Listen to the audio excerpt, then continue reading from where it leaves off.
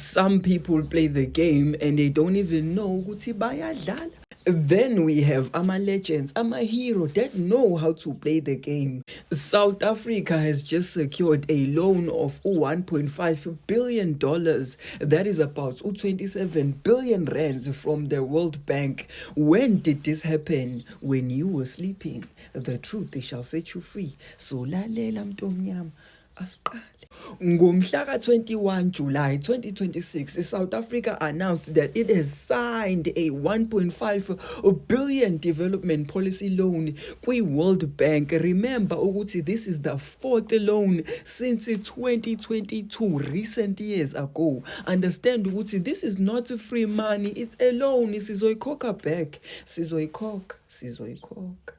Hlakanipha-ke mntomnyama and understand ukuthi le mali will flow from the World Bank to the South African National Treasury, and then from there it will go to government budgets and be deployed to ama departments nama forums awakhona until finally it comes to you isiwu-350.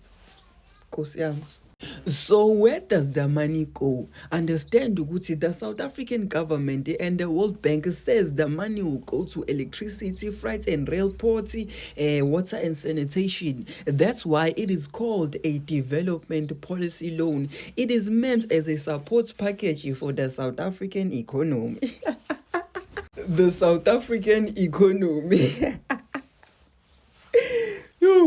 What are the terms of the loan? Understand ukuthi angithi siboleke 1.5 billion and it's only allowed to mature for 15 years. The grace period they gave us before we have to start paying back le mali is 3 years. So understand ukuthi if we say 6 months plus the secured overnight financing rate yakhona, which is not always fixed, but it's gonna estimate ukuthi it's like at 4.3%. So 4.3% plus 1.35%, we could end up paying an interest of this amount per year. Understand ukuthi it's just gonna keep growing.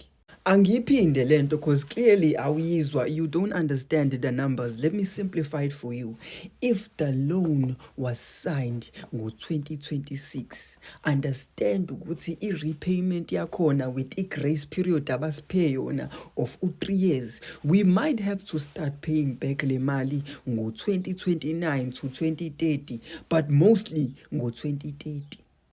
So how much would we have to pay if the interest rate in nkulunkulu standards that it stays at 5.65% for over 15 years? That means an original amount of 27 billion, which is about $1.5 billion.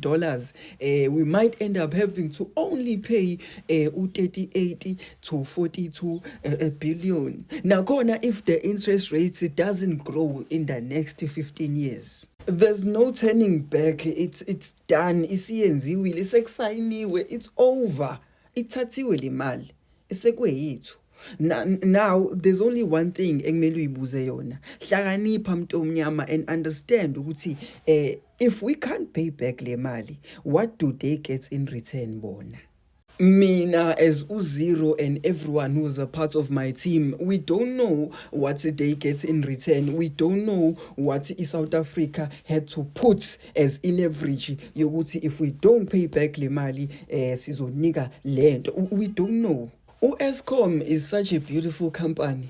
It is 100% owned by the South African government.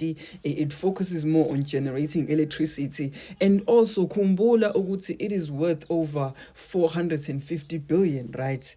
And it generates around 80% of South Africa's electricity. It's such a nice company. Yes? I really love Transnet. It's such a beautiful company and it is 100% owned by South African government. It focuses more on e-rail, ports, pipelines. And khumbula ukuthi it is an asset of over 400 billion. Such a beautiful company.